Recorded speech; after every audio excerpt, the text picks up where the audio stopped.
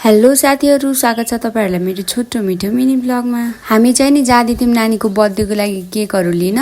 भदौ 1 गते नानीको बर्थडे थियो। यो भिडियो चाहिँ अलि ढिलो अपलोड भयो। फर्स्टमा चाहिँ हामी मदन चोक गयौं। त्यहाँ पनि राम्रो केक पाउँथ्यो अनि पायो पनि हामीले सेलेक्ट गरेर राख्दिनु भनेर हामी कोलपुर गयौं, किनभने कोलपुर हामीलाई अरु सामान पनि किन्न थियो। आजको मौसम चाहिँ एकदम राम्रो थियो। बिहानबाट नै हल्का हल्का पानी पर्ला जस्तो भएको थियो। अनि घरबाट चाहिँ हामी 3 जना गएको थियौं, नानी, म, पुन्टु। त्यसपछि हामी यहाँ दिदीको पसलमा गएर क्याश निकाल्यौं, किनभने हामीसँग क्याश थिएन अनलाइन। हामी त्यहाँबाट बाहिर निस्किन साथ पानी परिहाल्यो, तर हामीले छाता चाहिँ बोकेर गएको थिएन। पानी चाहिँ त्यति ठुलो परेन कि भिज्ने जस्तो, हल्का हल्का मात्र पर्यो, देख्न सक्नुहुन्छ। अनि हामी चाहिँ न्यू रोडको पारिपट्टिको साइडबाट हिँडेर अगाडि जाँदै थियौं।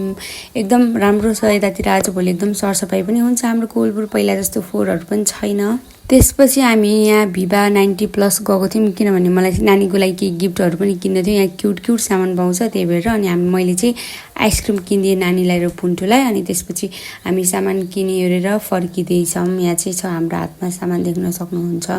त्यसपछि हामी अटोमा बसेर मदन चोक गयौं अनि मदन चोकबाट केक सेक लिएर हामी घरतिर फर्क्यौं। अन्तिमसम्म भिडियो हेरिदिनु भएकोमा धेरै धेरै धन्यवाद। Bye bye.